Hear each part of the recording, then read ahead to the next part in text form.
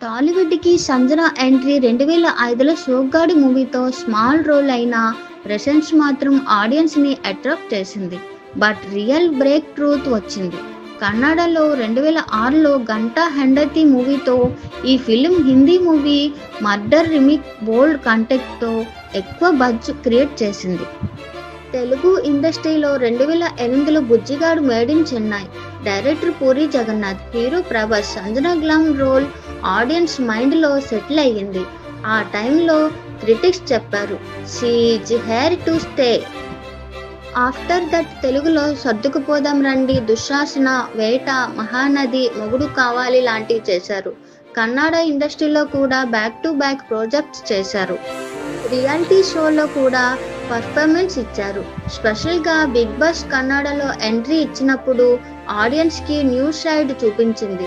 Not just glamorous actors కానీ Frank personality అని prove చేశారు.